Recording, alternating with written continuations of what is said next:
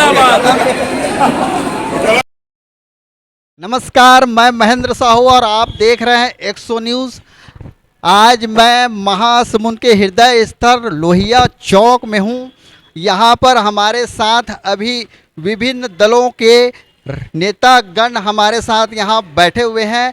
यहाँ पे देखिए, ये कांग्रेस के नेतागण यहाँ पे मौजूद हैं, इधर भाजपा के नेतागण मौजूद हैं और यहाँ पे आप पार्टी के नेता मौजूद हैं। यहाँ पे जब से पीएससी एग्ज़ाम का रिजल्ट आया है, पूरे प्रदेश में बवाल मच गया है। एग्ज़ाम में त्रुटि और भारी भरकम भ्रष्टाचार का आरोप भाजपा नेताओं ने लगाया है। और ये किस तथ्य पर ये आरोप भाजपा नेताओं के द्वारा लगाया गया है, आइए हम इनसे जानना चाहेंगे कि ये जो आरोप है किस तथ्य पे लगाया गया है, क्या इसका मामला क्या है। अभी जो पीएससी में छत्तीसगढ़ में भर्ती की गई है, 10 मई को रिजल्ट आया है। इसमें चेयरमैन ने अपने ही परिवार के लोगों को, रिश्तेदारों को पीएससी में भर्ती किया है और पूरी धांधली की गई है और करोड़ों रुपए का भ्रष्टाचार इस पीएससी परीक्षा में हुआ है। कांग्रेस की सरकार ने किया है। भूपेश बघेल जी का इसमें पूरा समर्थन है और उनके खजाने में ये पूरा पैसा गया है। भाजपा नेताओं ने तो यहाँ तक आरोप लगा दिया है कि पूरे पीएससी के पदों को 60 से 70 लाख रुपए में बेचा गया है। आप क्या कहना चाहते हैं इसमें? जहां तक ये भी है कि कांग्रेस के विभिन्न नेताओं के भी पुत्र और उसके परिवार वालों को भी इसमें नौकरी दिया गया है। जो मेंस में क्लियर नहीं है, प्री क्लियर नहीं है, उसको वो टॉप में कैसे आ सकता है?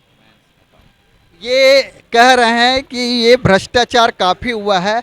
भूपेश है तो भरोसा है। भाजपा सरकार, भाजपा में के जो नेतागण हैं आपके ऊपर आरोप लगा रहे हैं कि ये भूपेश है तो भरोसा है, लेकिन यहाँ पे भरोसा का कोई वो नहीं दिख रहा है। बिल्कुल, मैं यही बात कहूँगी कि भूपेश है तो भरोसा है।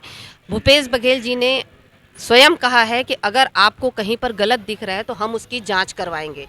मैं आपको बताना चाहूँगी कि लोक सेवा जो संस्था है, ये इस पर राज्य सरकार का कोई हस्तक्षेप नहीं रहता है।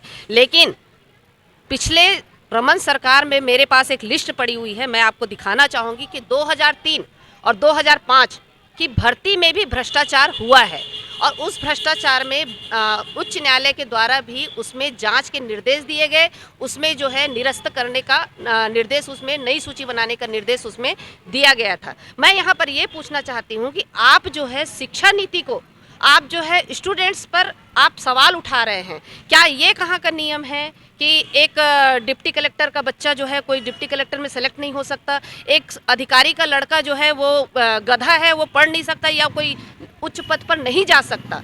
अगर आपको कहीं पर कोई शंका होती है तो आप उसमें जांच करवाने का बिल्कुल उसमें आश्वासन हमारे आदरणीय भूपेश बघेल जी ने दिया है। मैं आपको ये सूची दिखाना चाहूँगी जो 2018 की सूची है, 2013 की सूची है, जिसमें विनय अग्रवाल, विभोर अग्रवाल, ये जो कारोबारी हैं जो डिप्टी कलेक्टर के पद पर चयनित हुए हैं। आप ये बताइए, आभा तिवारी, ओमकार साय, सूर्यकांत साय, ये पूरी दो सूची मेरे पास पड़ी हुई है। आप अगर ये बात करेंगे तो आप जो है स्टूडेंट्स के ऊपर जो है आरोप लगा रहे हैं। आप हर बच्चे को गधा साबित कर रहे हो। आप हर बच्चे के ऊपर आरोप ये लगा रहे हो कि आप पढ़ने के लायक नहीं हैं और आपके ऊपर ये जो नीति है, भ्रष्टाचार की नीति लगा रहे हैं। अगर ये भ्रष्टाचार की बात होती तो भ्रष्टाचार तो सिर्फ रमन सरकार में हुई है और भ्रष्टाचार रमन सरकार। मैं रोकना चाहूँगा, भूपेश सरकार, भूपेश है तो भरोसा है, ये कांग्रेस वाले कह रहे हैं और भाजपा वाले कह रहे हैं भूपेश है तो धोखा है। आप क्या कहना चाहते हैं?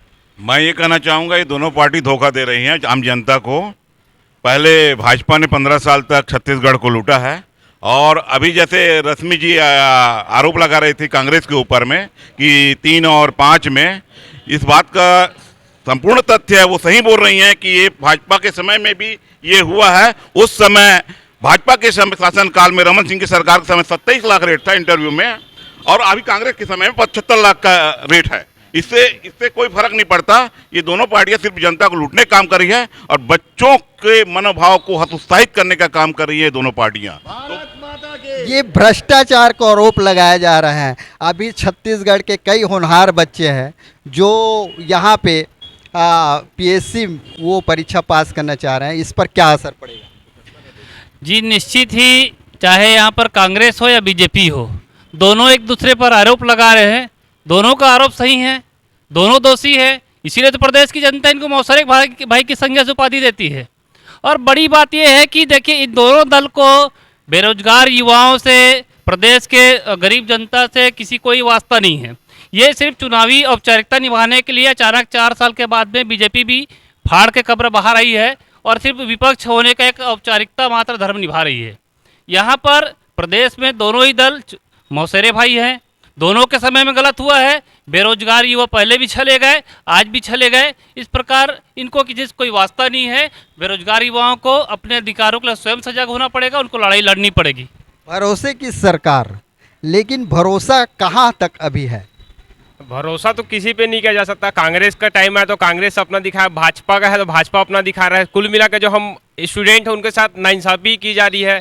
चुनाव का वक्त है तो वैकेंसी निकाले जा रहा है, वो भी एग्जाम के डेट ऐसे निकाल रहे हैं जिसकी जिम्मे नहीं, मतलब एक एग्जाम दिला के निकला है स्टूडेंट, दूसरा एग्जाम सेंटर तक पहुंचेगा नहीं, उसका टाइमिंग स्टार्ट हो जा रहा है। इस तरह से छल कपट किया जा रहा है हम स्टूडेंट के साथ। कुल मिलाकर भरोसे की सरकार नहीं रहा है।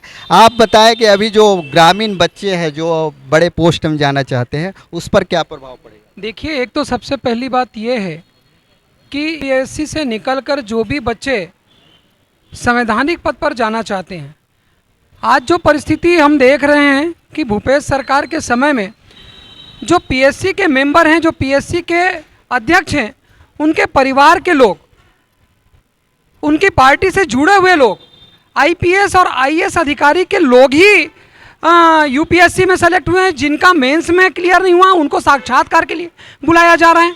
और रही बात रश्मि चंद्राकर जी की, वो आरोप लगा रही हैं कि भारतीय जनता पार्टी के समय में भी ये सारी चीज़ें हुई हैं, वो नाम लेके कह रही हैं। तो मेरे को रश्मि चंद्राकर जी ये बता दें कि कांग्रेस उस समय क्या कर रही थी?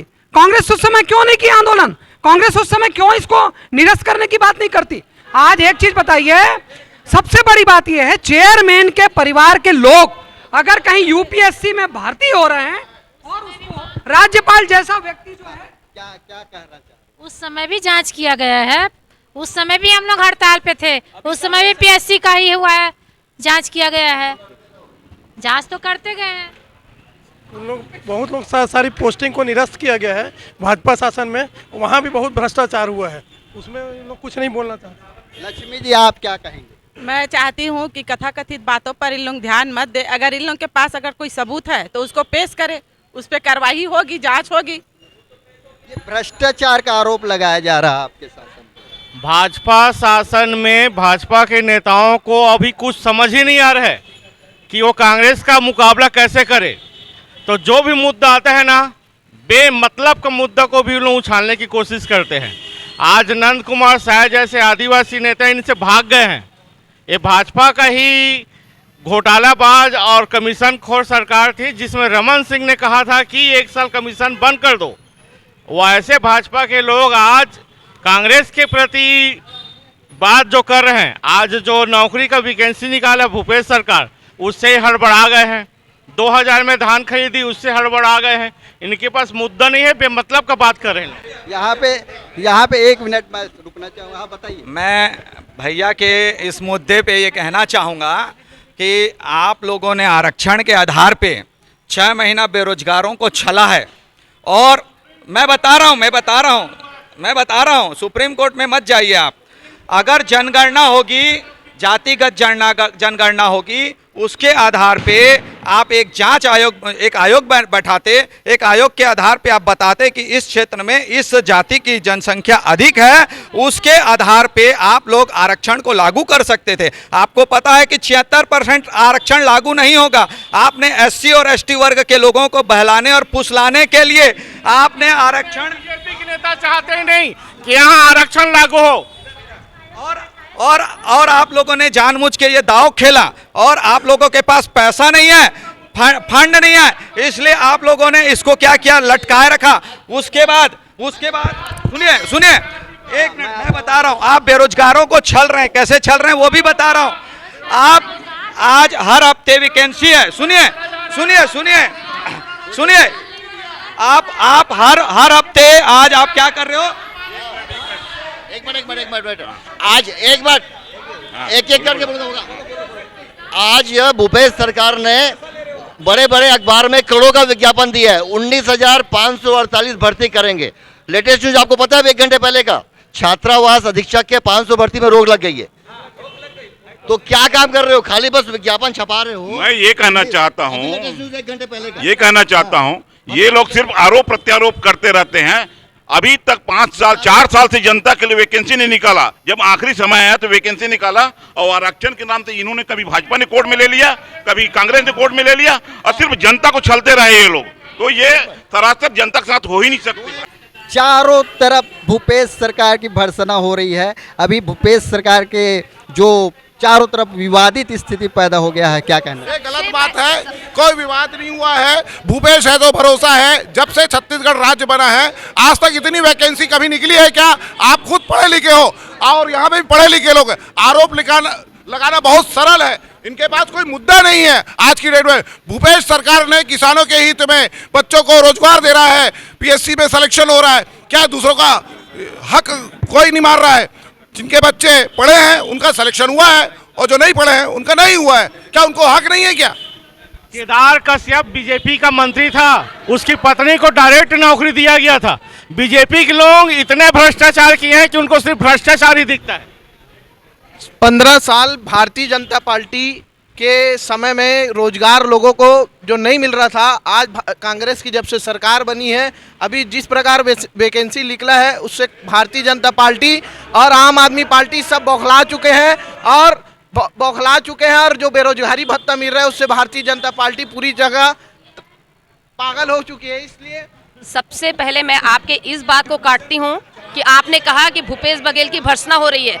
आज भूपेश बघेल जी की चर्चा सिर्फ छत्तीसगढ़ ही नहीं, इंडिया ही नहीं, विश्व में हो रहा है। उनकी जो योजनाएं हैं, सफल क्रियान्वयन जो हुआ है, उसकी जो चर्चा है वो सारे विश्व में सर्वविदित है। चाहे नरवा गरवा घुरवा बारी की बात हो, चाहे धान खरीदी की बात हो, चाहे महिलाओं को सबल बनाने की बात हो, चारों ओर। और एक बात मैं और बताना चाहूंगी, खुद बोल रहे हैं। एक बात और बताना चाहूंगी, रमन सिंह जी ने खुद कहा था कि अगले बार अगर हमको चुनाव में जीतना है और अगले बार हमारी सरकार बनानी है तो 1 साल कमीशनखोरी बंद कर दो। इससे साफ जाहिर होता है कि उनके प्रमुख नेता ही इस बात को मान रहे हैं कि हमारी सरकार में भ्रष्टाचारी है, हमारी सरकार में कमीशनखोरी है। मेरा कहना यह है कि अभी भाभी जी ने कहा है, रश्मि भाभी ने, कि पूरे विश्व में छत्तीसगढ़ की चर्चा है, छत्तीसगढ़ के भ्रष्टाचार की चर्चा है। पूरे विश्व में भूपेश सरकार ने कितना घोटाला किया है उसकी चर्चा है। 20 सालों से दोनों परेशान है। 20 सालों से दोनों परेशान है, भाजपा कांग्रेस से। अब ये लोग कहाँ उखड़ेंगे पता नहीं चलेगा। जैसे दिल्ली और पंजाब में हुआ है, छत्तीसगढ़ की बारी है।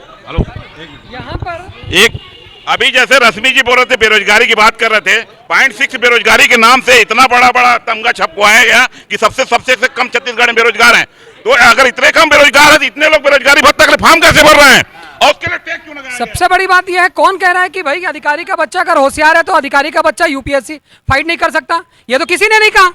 मैटर ये हो रहा है कि उन लोगों की जगह पे जिनका पद छीना जा रहा है, जो आदिवासी लोग जो हैं, जो अनुसूचित जाति के लोग हैं, जो उस कैटेगरी पे आते हैं, उनके पद को दूसरे तरीके से छीन कर हक मारने का काम कांग्रेस पार्टी कर रही है। हम उसका विरोध कर रहे हैं। हम किसी ऐसे लोगों का विरोध नहीं कर रहे हैं जो ईमानदारी पूर्वक जो है, चाहे वो अधिकारी का बच्चा हो, क्यों नहीं पढ़ सकता, वो क्यों नहीं आ सकता यूपीएससी में, क्यों डिप्टी कलेक्टर नहीं बन सकता? देखिए, मैंने अभी कुछ देर पहले आपको पहले ही बोला कि यहाँ पर जितने लोग बैठे हैं सिर्फ यहाँ पर औपचारिकता निभाने आए हैं। इनको बेरोजगारों के हित से कोई वास्ता नहीं है। ये अपनी चुनावी प्रतिस्पर्धा दिखाने के लिए हो हल्ला करके मुद्दे को दबाना चाह रहे हैं। तो यहाँ पर विषय पर चर्चा है पीएससी एग्जाम के बेरोजगार के युवाओं से चले जाने का। इस विषय पर कोई बात करना नहीं चाह रहा है। सभी मान रहे हैं कि गलत हुआ है, बेरोजगारों के साथ, गरीबों के साथ अन्याय हुआ है। ये बात जो है आज प्रमाणित हो गई है कि राज्यपाल ने इस प्रदेश के यूपीएससी के चेयरमैन को बर्खास्त कर दिया है। और ये देखिए, यूपीएससी में गड़बड़ी हुई है, ये प्रमाणित आज हो गया। राज्यपाल महोदय ने स्टेट पीएससी के जो चेयरमैन है उसको बर्खास्त कर दिया और प्रमाणित हो गया। और एक मिनट मैं दिखाना चाहूंगा इस परिणाम, अंतिम परिणाम लिस्ट को। आप देखिएगा, जो उप जिला आप देख सकते हैं, डिप्टी कलेक्टर, एक मिनट दिखाइए, डिप्टी कलेक्टर जो उप जिलाध्यक्ष होता है उसका जो अंतिम परिणाम है उसमें प्रज्ञा नायक, अनन्या अग्रवाल, शशांक गोयल, भूमिका पद आए थे बहुत लोग, लेकिन यहाँ 7वें क्रम में जो नितेश नाम का व्यक्ति है उसका सरनेम को छुपाया गया है। ऐसी क्या बात थी कि आपने नितेश का पूरे जाति और उसके सरनेम को छुपा दिया? निश्चित रूप से कहीं न कहीं यहाँ पे गोलमाल हुआ है। ये गोलमोल होने के बाद आपके जब भाजपा डरती है, जब भाजपा डरती है ना, तो राज्यपाल का उपयोग करता है। वो चाहे छत्तीसगढ़ में हो, चाहे दिल्ली में हो, चाहे कहीं भी हो, राज्यपाल को अपने एजेंट के रूप में भाजपा वाले बैठालते हैं। इसका राज्यपाल जो करता है वो अभी ये जो भ्रष्टाचार हुआ ये प्रमाणित माना जा रहा है, आपकी सरकार क्या कार्रवाई की? देखिए, अभी भी वही बात मैं आदरणीय भूपेश बघेल जी की बात को फिर से दोहराना चाहूँगी कि अगर कहीं पर गड़बड़ी दिख रही है तो उसकी जांच की जाएगी। ये बात कही गई है और ये बात होगी। अगर कहीं पर गलती होगी तो बिल्कुल उस पर जांच होगी, लेकिन इस तरह से इनकी जो हड़बड़ाहट है इससे साफ जाहिर हो रहा है कि हमारी सरकार छत्तीसगढ़ में बहुत बढ़िया काम कर रही है और ये पूरे हड़बड़ाए हुए हैं और उनके कार्यों को देख करके पूरी बौखलाहट इनकी दिखाई दे। मैं एक सीधा क्वेश्चन यहाँ बैठे सभी लोगों से करता हूँ कि कैसे बेरोजगारों को छला जाता है। अभी 12 एग्जाम होने वाले हैं भैया। 12 एग्जाम में आपके घर में अगर युवा होगा तो 12 एग्जाम को क्या करेगा? फाइट करेगा। वो पूरे 12 एग्जाम का पैसा जो है चॉइस सेंटर जा करके देगा, है ना, कोई फ्री में नहीं है। दूसरा, वो 12 एग्जाम का क्या करेगा? गाइड खरीदेगा, 12 एग्जाम का अलग अलग गाइड खरीदेगा। उसके बाद उसको पता चलेगा कि मेरा एग्जाम में सिलेक्शन होना ही नहीं है और एक हफ्ते का समय उन बच्चों को तैयारी के लिए दिया जा रहा है। वो कितना मेंटल टॉर्चर से गुजर रहे हैं इसकी कल्पना भूपेश सरकार कर सकती है? नहीं कर सकती। और दूसरी बात ये कांग्रेस सरकार से मैं एक क्वेश्चन करूंगा। इतने गौठान की बात करते हैं ये लोग, इतने गौठान की बात करते हैं, मैं सीना ठोक के बोलता हूं इन कांग्रेसियों को कि कौन से गौठान में अभी चलेंगे और वहां गाय, पानी और चारा मेरे को दिखाएंगे। गौठान की बात सीधे मैं यही हमारे बमनी जो गौठान है मैं वहां की बात करूंगी कि यहां पर जब भेंट मुलाकात हुई थी तब सीएम साहब ने उनसे पूछा था। मंजू यादव नाम की महिला है जिन्होंने 6 लाख रुपए अपनी कमाई उन्होंने बताया था कि गौठान में वर्मी कंपोस्ट के माध्यम से कमाई किया है। मैं इन्हीं को बताना चाहूंगी कि गौठान से कमाई हो रही है। डेनमार्क कंपनी जो हमारी बस्तर में है, जहां की महिलाओं ने कपड़े का निर्माण किया है और वो हमारी विदेश तक जा रही है, क्या उसमें महिलाएं सबल नहीं हो रही हैं? आज हमारी 50,000 से ज्यादा महिलाएं इस महासमुंद जिला में गौठान में काम कर करे अपने आप को सबल बना रही हैं। क्या वो महिलाओं का उत्थान नहीं है? बेरोजगारों को भत्ता दिया जा रहा है, बेरोजगारों के लिए नौकरी निकाली जा रही है, बेरोजगारों के लिए वैकेंसी निकाली जा रही है, तो क्या ये उनका उत्थान नहीं है? किसानों को आज अगले बार हमारे ये 2600 रुपए क्विंटल में धान खरीदने की बात कही जा रही है, 2800 रुपए क्विंटल में धान खरीदने की बात कही। क्या ये विकास नहीं है? हम कहते हैं भूपेश है तो भरोसा है, भूपेश है तो विकास है और भाजपा है तो सिर्फ विनाश और विनाश है। भूपेश है तो रोजगार है, पूरा रोजगार है। सबसे पहले ना गौठान वालों से ना ये पूछा जाए कि 15 साल में उस गौठान के नाम से कितनी सब्सिडी निकली और कितना पुराने नेताओं के अंदर जेब में गया, ये पहले बताएं। गाय गोबर गौठान पे बात ना हो करके इस मुद्दे पर बात हुई जो मैं दिखा रहा हूँ, है ना। आज सीजीपीएससी का एजेंडा से बाहर जा रहे हैं ना बहुत से लोग। देखिए, यहाँ पे मैं काफी देर से बहस को सुन रहा हूँ। मेन मुद्दा है पीएससी। कादिर रुक जाओ यहाँ पे। पीएससी का घोटाला ये मेन एजेंडा है वर्क का। अपने को एजेंडे से बाहर नहीं जाना है। पीएससी एक संवैधानिक संस्था है। राज्य में प्रशासनिक सेवाओं की भर्ती उसमें की जाती है और जिससे राज्य का प्रशासन बहुत अच्छे तरीके से चलता है और जनता तक वो योजनाओं को पहुंचाया जाता है, नीति और योजनाओं को। और चूंकि एजेंडा है कि पीएससी का भ्रष्टाचार, पीएससी की स्थापना 2003 में की गई थी छत्तीसगढ़ में, 2-3 साल लेट, जब जोगी जी की सरकार थी। उसका 3 में परीक्षा हुआ, 5 में परीक्षा हुआ। रश्मि दीदी ने भी बताया कि 3 और 5 में क्या हुआ था। उस समय पे बीजेपी का शासन था। आगे भी फिर 8 पे हुआ है, कंटिन्यू नहीं हो पा रहा है। एमपी में कंटिन्यू होता था। एज बार हुए हैं, कोरोना में 2 साल का पीरियड खत्म हुआ है। 6 महीना अभी राज्यपाल साहब ने रोक के रखा था, 2.5 साल हुआ, आपने एज बढ़ाया है। अभी इतनी वैकेंसी आ रही है। मैं करप्शन पे भी बोलूंगा, पहले एज बढ़ाया क्या? एज तो 12 हो चुका। जो क्रीम लोग थे छत्तीसगढ़ के, जो लगातार पैसे खर्चे करके पुस्तक खरीद के गांव से आके शहर से राजधानी बिलासपुर और भिलाई में जाके पढ़ रहे हैं, इतना खर्चा होता है। एज उनके 12 में क्रीम लोग हैं छत्तीसगढ़ के जिनकी एज 38, 40 या 36 हो गई है उनको ज़्यादा नौकरी की आवश्यकता है, एज आपने नहीं बढ़ाया है। अब मैं आता हूँ करप्शन के बारे में।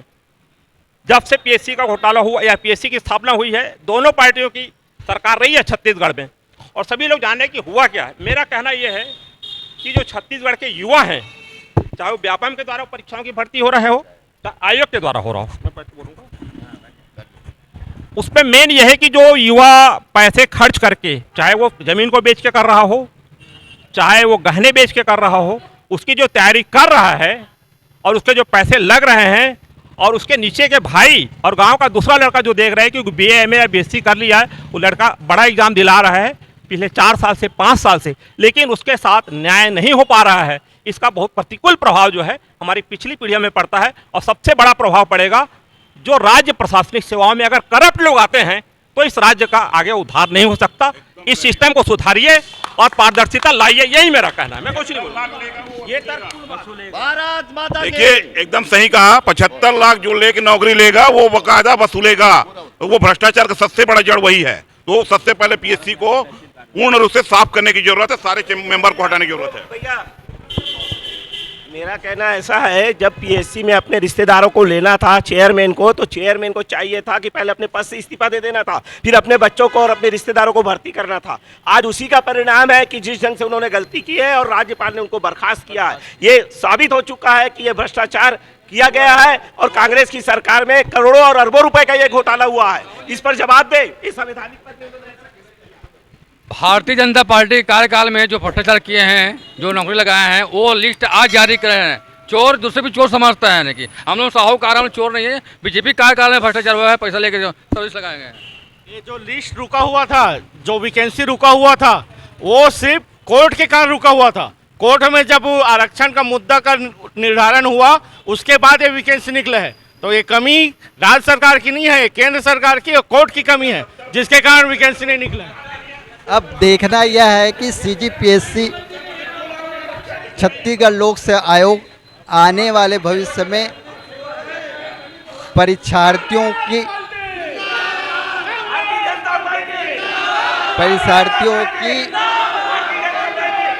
विश्वास को कैसे लेता है।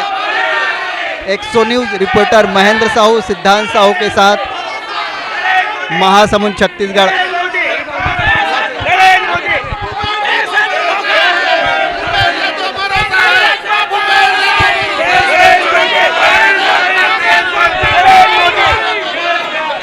कांग्रेस पार्टी जिंदाबाद। लोक सेवा आयोग जो कि संविधान के भाग 14 और अनुच्छेद 315 के तहत राज्य लोक सेवा आयोग की गठन होती है, और अभी जो राज्य लोक सेवा आयोग ने जिस तरीके से अभ्यर्थियों के साथ जो ये विश्वासघात किया है, ये असहनीय है। वास्तव में ये लोग कहते हैं भूपेश है तो भरोसा है, लेकिन हम कहते हैं भूपेश है तो केवल और केवल धोखा है। ये बिल्कुल सही कहा हमारे साहू जी ने। मैं ये आपको बताना चाहूँगा कि इन्होंने कहा है कि रमन सरकार में घोटाला हुआ है, तो आप अभी आपकी सरकार है, 5 साल से आप सरकार में, आपने क्यों नहीं जांच कराई है? पूरी एजेंसी आपके साथ में, आपको जांच करानी चाहिए। और आपका सामने स्पष्ट हो चुका है कि करोड़ों रुपए का घोटाला आपने इसमें किया है। आज 50,000 करोड़ का आपने लोन लिया है विभिन्न कंपनियों से, बैंकों से। आप इसका जवाब दीजिए। आप हमारे लोगों को यहाँ पे ऋणी बना दिया है, देश के लोगों को, प्रदेश के लोगों को। ये घोटालों के कारण आज 14 सीट में सीमेंट। बोलिए भाई। पीएससी के मामले में बोलना चाहूँगा, यहाँ जितने लोग बैठे हैं लगभग मैं यही जानता हूँ सब अपने पिता के प्रोफेशन में ही आगे बढ़े हुए लोग हैं, और आज किसी अधिकारी के बेटे के अधिकारी बनने पर आरोप लगा रहे हैं। सबसे पहले सबको अपने गिरबान में झांक के देखना चाहिए। आज शहर में डॉक्टर के बच्चे डॉक्टर बन रहे हैं, अफसर के बच्चे अफसर बन रहे हैं। आज चुनाव सर पे है तो झूठा आरोप लगा के कांग्रेस को बदनाम करने का प्रयास हो रहा है। बोलो क्या पूछना चाहते हैं? आप बताओ। ये भ्रष्टाचार सभी पार्टियों। मैं पटेल श्रीधर चंद्राकर। भारतीय संविधान का सम्मान होना चाहिए। भारतीय संविधान के तहत हम भारत मुल्क में हैं। यूपीएससी और पीएससी की बात हो रही है। मैं गैर राजनीतिक ढंग से इस बात को बोलना चाहूँगा, भ्रष्टाचार इस देश में राष्ट्रद्रोह घोषित हो, जिसकी सजा मृत्युदंड, अजन्म कारावास। टोपी बदल के लोगों ने लोकतंत्र को छला है, लोकतंत्र को बदनाम किया है। अगर ऐसी व्यवस्था हुई जिस दिन भ्रष्टाचार की सज़ा मृत्यु दंड हो गई, उस दिन पार्लियामेंट में और असेंबली में जाने के लिए लोग कतराएंगे। माफिया और जितने आर्थिक व्यवस्था को बिगाड़ने में लगे हुए लोग हैं वो लोग वहाँ तक नहीं पहुँचेंगे। और तकनीकी दृष्टिकोण से चाहे कृषि वैज्ञानिक हो, कृषि हो या पढ़ा लिखा नामचीन व्यक्ति पार्लियामेंट और असेंबली में होंगे। करप्शन खत्म होगा और ये देश विकसित राष्ट्र की श्रेणी में आएगी। यूपीएससी की आप बात कर रहे हैं, कोई भी प्रतियोगी परीक्षा होगा उसमें योग्य व्यक्ति चुन के जाएंगे, अर्थव्यवस्था बनेगी और विकसित राष्ट्र होगा।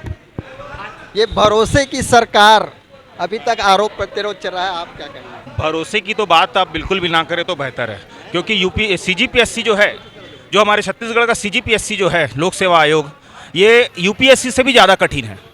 ये इस बात की जानकारी बहुत कम लोगों को होगी यहाँ पर, क्योंकि कोई तैयारी करने वाला तो है नहीं। मैं तैयारी करने वाले कुछ छात्रों को जानता हूँ, उनसे वार्तालाप करने के बाद मेरे को पता चला कि यूपीएससी से ज़्यादा सीजीपीएससी कठिन है। इसमें बहुत दुनिया भर के सब्जेक्ट इसमें शामिल है। भरोसे की सरकार, अभी भरोसा टूटता जा रहा है लोगों का, क्या करें? छत्तीसगढ़ राज्य के गठन के बाद आज तक किसी सरकार ने इतने बड़े पैमाने पर नियुक्ति नहीं की है। और इन नियुक्तियों को देख पूरा विपक्ष, समूचा विपक्ष, चाहे वो भाजपा हो और अन्य दल हो, पूरा विपक्ष आज अपनी स्थिति कमजोर पाते हुए लगातार आरोप लगा रहे हैं। ये भरोसे की सरकार, ये भरोसे की सरकार। निचोड़ में बोल रहा हूं, जो भाजपा का चोरी करने का पैटर्न है उसको कॉपी किया है भूपेश बघेल, और अब पकड़ा गया है वो, और तब भाजपा का उदाहरण दे रहा है। तो दोनों एक दूसरे की पोल खोल रहे हैं। जनता को पता लग रहा है। आज अभी 4 साल से भाजपा भी चुप क्यों बैठी थी? अभी चुनाव के समय आवाज उठा रही है। अगर इनके मन, मेरा ये कहना है कि अगर कांग्रेस के मन में चोर नहीं होता तो 7वें नंबर में नीतीश कौन है जिसका नाम नहीं है आज तक से? अभी कांग्रेस में बाप नंबरी और बेटा 10 नंबरी। कल पोल खोली है। आपके 4 आदमी जेल में है दिल्ली सरकार के। भाजपा पूरी तरह से मुद्दा विहीन हो चुकी है, उनके पास कोई मुद्दा नहीं है। भूपेश है तो भरोसा है, भूपेश है तो भरोसा